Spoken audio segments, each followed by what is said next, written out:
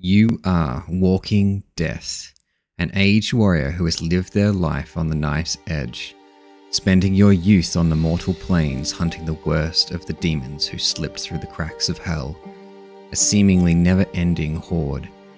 Protecting humanity from that unrelenting force, you became known by many as a hero, a savior, but you bought that renown at the steepest of costs. The sparks of your humanity slowly dwindled as your bloodshed grew. You began to kill easier and ask fewer questions. You lost sight of your goals, and it has left you forever ready to explode with rage and slaughter your enemies. Hey everyone, and welcome back to the channel. My name is Seb, and just a quick disclaimer before we get into the guide. So this is a concept first and optimized second style build, building around a concept rather than the best possible damage. This build looks like it should be a heap of fun to play though, and I hope you enjoy it. If you want to hang around to the end, I will quickly run through what changes I would make to the build to be more optimized. If that's all you're after, just check the timestamps down below. Now let's get into the build level by level. Character creation. So I kind of see our character as almost like a witch hunter, except for demons, kind of Geralt of Rivia style. A man or woman of little words who has spent their life honing the art of killing. I'll leave it to you to decide why they have begun to lose their empathy and enjoy their craft a little too much, but for me there is a more mystical reason, which we'll get into in a bit. But for this character, we are starting human. The race isn't super important here, but that's what I wanted to go for. I chose the bulky character body, as we will at some point be a raging barbarian. For now, however, we are starting our journey as a rogue. So rogue gives us access to a few proficiencies like light armor and a few weapons, but what we're really here for is sneak attack. Now let's take a second to talk about starting rogue and sneak attack. I would roleplay this as maybe the tadpole is affecting your combat prowess. Maybe you aren't at your full capacity like some of the other companions mentioned being, and so you retain your proficiencies, but maybe you aren't martially at the top of your game. So you have to combat your enemies with ruthless cunning. For our backstory, I really like the idea that maybe we were once a folk hero. Everyone knew our name as a famed demon slayer. What they don't know is how time has affected us. This backstory gives us animal handling, which is fine, and survival, which I quite like. Finally, for level 1, we get our attributes and skill proficiencies. So for attributes, we are going 15 in strength, plus 2 there for 17. Technically, you can play dex, which we will discuss more at half time, but for future-proofing the build and for thematic reasons, let's go strength. 14 dexterity is perfect. It just hits the plus 2 limit for medium armor and gives us a little bump to our initiative. 15 con will be good for an attribute bump later and gives us a strong starting HP, so that's where your plus 1 goes. Int and wisdom are 8 because we had to dump something and our rolls aren't affected too much, as you'll see in a minute. And finally, charisma 12. I would like to have gone higher here, as I do want to use intimidation, however the other stats are far more important. Now, proficiencies are this character's forte. We get 1 extra proficiency for being human, so let's go investigation. And then for rogue we get 4 more, which I really like: athletics, insight, perception, and intimidation. Finally, we get to choose 2 of those proficiencies and bump them up to expertise. And I think I'll go perception and investigation. Feel free to pick your favorites, but I just like those 2 for the idea of tracking your prey with investigation and never being surprised because you're so perceptive. And that's it for level 1, so stab your way off the Nautiloid and on to level 2. Level 2 is just a utility level for us, gaining cunning action hide, dash, and disengage, allowing us to use all these skills as bonus actions. I actually can't express how useful this is and is often overlooked. Many features of the game require an action to use, and it feels kind of bad when you are using that limited resource on dash or to run through enemies with disengage. Having those available on a bonus action is very useful. Now, level 3, where we get our rogue subclass, and we are going Thief. So Thief is really the backbone of this build, as it gives us access to a second bonus action through the Fast Hands feature. enabling us to effectively have extra attack on level 3. This is a little nerfed at the moment as your offhand attacks aren't scaling with your modifiers, but we'll take care of that in a second. Second story work is the other feature you get on this level. It's fine, but kind of whatever. Good for jumping down cliffs. Finally, on this level, we gain another sneak attack dice, increasing that to 2d6. I like to think you are starting to get a bit more of your prowess back at this point, making more attacks and becoming more ferocious. And I think maybe you want to rein this in a bit. Maybe the parasite is blocking out the memories of your life just before you were captured, or maybe you just want to take some time to hone your blade work here to see if you can restrain your temper and savage thoughts. As at level 4, we are taking 1 level in Fighter. Now, what do you get from Fighter and why are we here? Firstly, we do get some proficiencies. Medium armor is really nice, martial weapons is also nice, but what we're really here for is the fighting style. And of course, we are taking 2-weapon fighting, allowing us to add our strength modifier to the damage of our offhand attacks. Extra attack now, kinda? But on this level, we also get Second Wind, granting us a nice little heal once per short rest. Try as you might though, you just cannot restrain your savagery, and you are starting to find yourself going into an uncontrollable rage during combat, as we take our first level in Barbarian. So Barbarian grants us unarmored defense, which we won't really be making much use of as we want to be in medium armor. The highest we can wear and still get access to the rage feature, which is the other feature we get here. So for our bonus action, we can send ourselves into a rage in combat, gaining resistance to bludgeoning, slashing, and piercing damage, and giving us advantage on strength checks and saving throws. We also gain a small 2 damage bump to all attacks we make while raging. At level 6, we take our second level in Barbarian, gaining Reckless Attack, giving us advantage on our attack rolls until our next turn. However, this also gives enemies advantage on attacks against you. This is an awesome skill to use on your first attack in combat, giving you advantage for the following several attacks on your turn.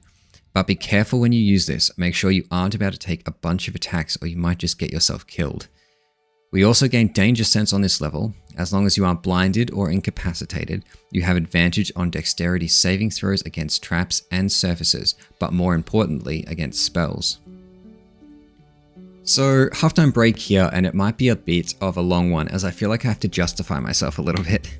My short Walking Death, linked above, well, the idea of this build is based off that video, and I thought I was going to take the Berserker subclass. Now, a few things have happened since then.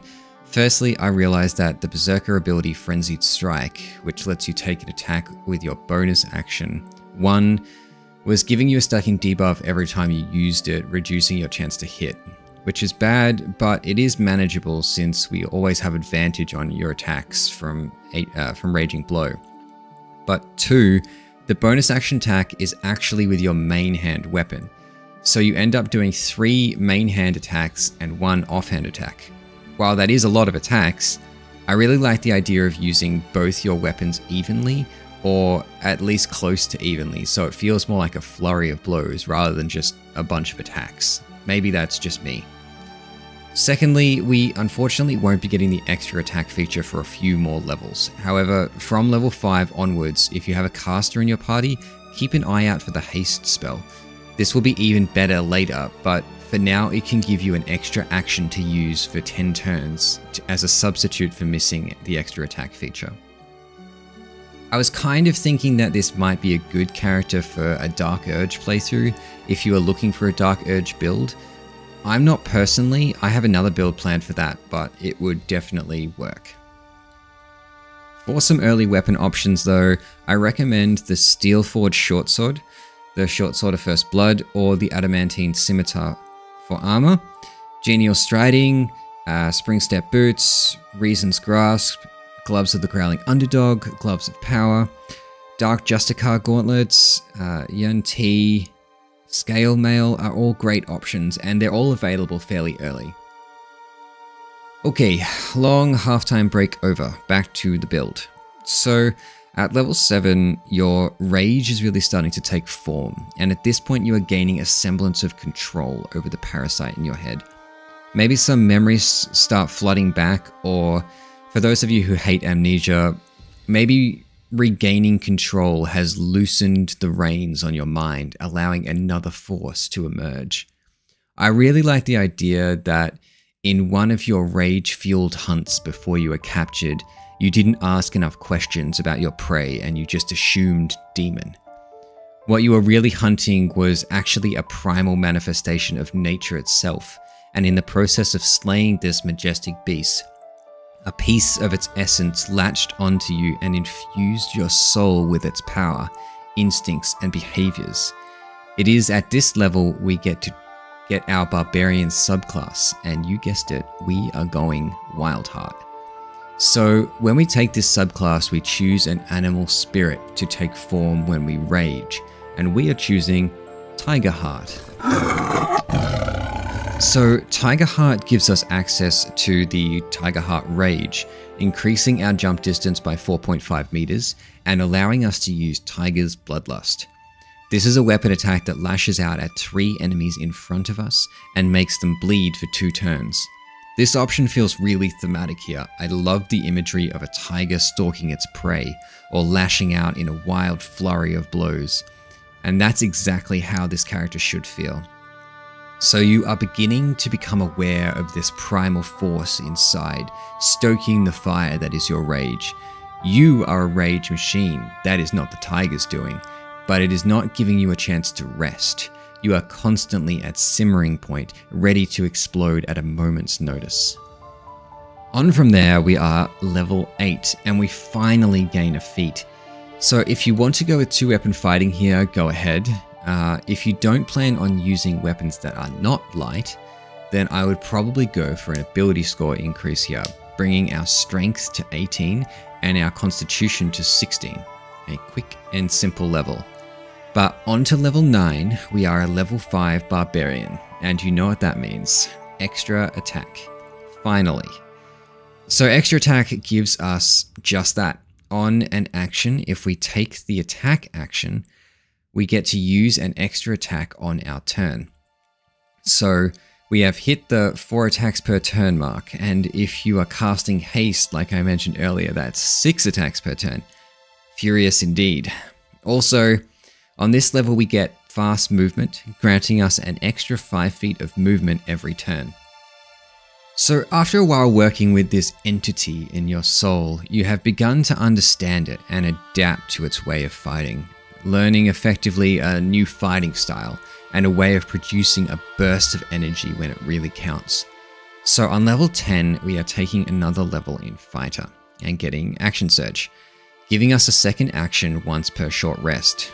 That's 8 attacks while hasted, so make sure you have someone in your party with it. On to level 11, we are taking our 4th level in Rogue and gaining a feat here. This is our last feat, so either we are maxing our strength, giving us a flat +1 to damage and attack rolls, or you can take the Savage Attacker feat here, giving us advantage on our damage rolls. I would take the feat if you already have an item increasing your strength scores to 20 and it's an item that you're not likely to replace. Finally, on to level 12, and as we close in on the end of the build here, our killing machine feels pretty efficient at their job, and they have chosen to shore up their defenses. Now you will have to forgive me here, I have not reached level 8 in game yet, so I cannot test this. However, we are taking our final level in Rogue, and we gain Uncanny Dodge, causing us to take half damage from attacks against us. I don't know if this stacks with Rage or not. If it does, say hello to being an unkillable god in the melee, taking 25% of the total damage. Even if it doesn't, it could be a great effect to have for those times you run out of rage charges in combat. Lucky last, on this level, we upgrade our sneak attack dice to 3d6, and that's that. So, final thoughts. This build has shaped up to be a really interesting one, with 6 attacks per turn and really hard to kill in combat with decent AC and resistances. You can jump really far to get around and have a bit of a boost to your movement. Later in the game, I would recommend stacking items that increase your damage on each attack, or stack items that reduce the number required on a roll to land a critical hit. And I would also say to use your normal attack action and not your sneak attack action. The sneak attack will trigger automatically, or you can set it to ask in your reactions window if you prefer that. Also, this build could technically work great with dual hand crossbows as well, since they use the 2-weapon fighting style. If you want to add those to your repertoire, they would definitely be a good addition, although they do scale with dexterity and not strength. So, optimization wise, the topic I have a love-hate relationship with. Let's discuss. No matter how you look at this build, you are going to want extra attack and the Thief subclass, and that requires level 8 to come online. Secondly, the two combinations here are a bit tough as you need the 2-weapon fighting style from somewhere, and you can only get that from Ranger 2, Fighter 1, or the College of Swords Bard, so you'll have to take a dip somewhere or compromise your damage pretty heavily, which means delaying either extra attack or your second bonus action. Alternatively, you can scrap Barbarian altogether, which for obvious reasons destroys the heart of this build, but you could go Rogue to 3 and unlock Thief, which is effectively getting extra attack on level 3, then going Ranger or Fighter to level 5 to get extra attack. It's more streamlined and gives you more proficiencies. Both offer you some fun options. Beastmaster could be fun getting a companion, or Gloomstalker for the Dread Ambusher feature could be a great option for rangers. They both give you access to some spell casting similar to the monk build I did last week. Battlemaster could be great fun for a fighter though, and I think fighter does win out here due to the maneuvers, extra feats, and action surge. So I'll assume you are doing that for the sake of moving forward. I would take 2 more levels in fighter on level 9 and 10 for a feat, and take the 2-weapon fighting feat here, swapping to dual rapiers or something along the lines of that, granting you one more superiority die and 2 more maneuvers, then go back to rogue for 2 levels. This way you finish out on level 12 as a fighter 7 rogue 5, getting a 3rd sneak attack die, uncanny dodge reducing damage a bit, and a final feat on level 11 for maybe savage attacker or capping your strength. And that's a wrap. Thanks so much for sticking around till the end. Let me know in the comments if you enjoyed the amount of detail in this guide, or if you prefer it to be more concise like my last one. If you did enjoy the content, here's another fun build for you to check out and maybe play, and until next time, see ya!